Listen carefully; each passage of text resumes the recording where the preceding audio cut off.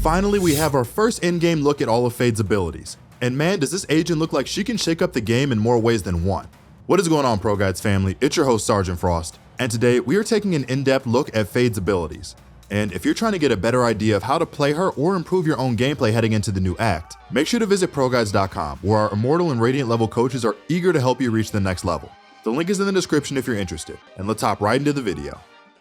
Let's start off today's video by looking at Fade's signature ability, Haunt. The official description of this ability is, equip and fire an orb that will stay in the air and then hit the ground. Then it will go back into the air and turn into an eye. If enemies get seen by the eye, they will be revealed and a trail debuff is applied. Looking at the in-game footage of Haunt, it seems like this ability will be Fade's main tracking ability that will define her as an initiator. This ability has the same style of pull-out animation as Reyna's Leer, and from the looks of this video, it appears that Fade will be able to throw this thing quite a distance. After watching this video, it will be interesting to see if Haunt will be able to be thrown through walls and from behind cover like Reyna's Leer can. I believe it will be even more interesting to see if this ability can be destroyed like a Leer can as well.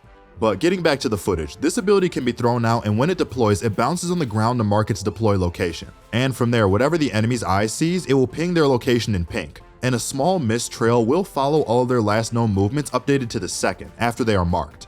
This ability will be the equivalent of Sova's Recon Bolt for Fade. It has a decently long pull-out animation so that it can be thrown on a dime to catch players off guard. It looks like when you throw this thing, you will need to really be sure about where you want it to land, and you'll have to commit to the throw. We don't have any numbers on these abilities yet, but some things to keep in mind about Haunt is this ability's potential cost, does it recharge over time or with kills, can it be destroyed, does it go through objects, how many enemies can it scan at a time, and how long does it stay active, etc. This ability looks like it has a lot of potential to be a great info gathering ability, but on a more localized level. While Sova's arrow and KO's knife cover a wide range of surface area around the map, Haunt looks like it will be more intimate and cover a smaller area, but it will be a lot more accurate and up to date with info than the other two alternative abilities. The next ability up on this list is Fade's Q ability, Seize. The official description is equip and fire an orb which will stay in the air for a max of 1.5 seconds, and then slam onto the ground. When the orb hits the ground, enemies within the radius will be tethered and will take damage and will be deafened. Once you examine this ability in real time, it seems like this will be Fade's trap and main CC ability. The reason we say that is, if you look at this ability in action, there's a lot going on inside of one ability. Seize can not only be thrown so it can travel a far distance, it has the potential to grab and tether multiple enemies, while also causing them damage and deafening them in the process. That is two forms of CC on top of some added damage into the mix. This ability looks like it could potentially wreck some attacking teams' plans when you use it on defense. When assessing this ability's strengths, here are some things to keep in mind. How many of these things will she be able to carry? How many enemies can she potentially tether at once? Can this ability be pre-placed and stay in one spot the entire round? Can this thing be destroyed? And how much damage can this thing potentially do?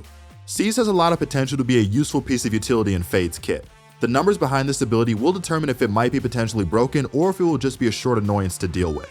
So far, I'm really liking all the CC packed into this one ability. Seize does give Fade potential to be a great defender, and if this ability can be pre-placed, it can be a great flank watch tool on attack as well.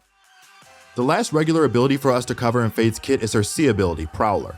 The official description is, activate to send out a creature that can follow trails or be controlled by moving your mouse. Upon reaching an enemy, they will be nearsighted for 3 seconds. There is only one creature per trail. In the simplest of terms, this ability is essentially a controllable flash that nearsights people.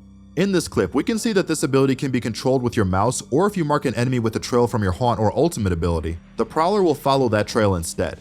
This ability is pretty straightforward. It is essentially a third piece of CC within Fade's kit, and from the look of this clip, if this ability manages to connect with an enemy, they will be nearsighted for a long time. If you have frequently fought against other flash agents in the past, you know that being blind for 3 seconds in combat can feel like an eternity. Some things to keep in mind when gauging Prowler's power levels are, how many of these can Fade carry? Can these things be destroyed? How fast do these things travel? And how fluid are its controls with the mouse?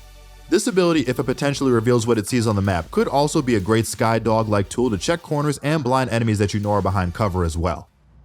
To wrap up this video, Fade's ultimate ability is called Nightfall. The official description is, activate to send out a wave of dark mist. If the mist hits an enemy, they will be deafened, trailed, and decayed. From the looks of this ability in action, it seems like Nightfall's main purpose will be for recon while scanning and tracking enemies. When this ability catches wind of an opponent, it will leave a trail of beads that updates the enemy's last known location pretty frequently, just like with her Haunt ability. A great comparison to think of when gauging how this ability will function is, if you've ever played Apex Legends, Nightfall seems to operate in a similar fashion to Seer's ultimate or Bloodhound's tracking passive ability, and it achieves a similar purpose. Nightfall seems like it will be able to scan multiple enemies within its field and track them to the second with their current whereabouts during the duration of the ultimate.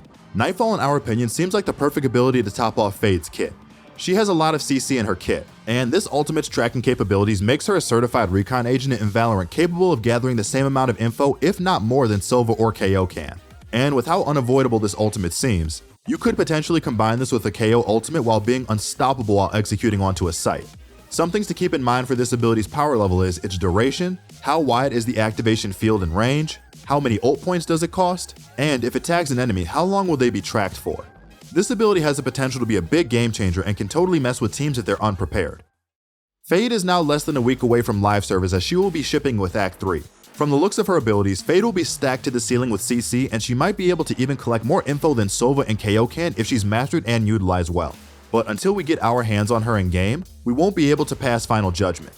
Also, for our in-depth examination of Fade, keep an eye out for our Fade guide that will be out soon after her release. If you enjoyed this video, make sure to leave a like and subscribe. This has been your host Sergeant Frost, and good luck on the grind in Act 3.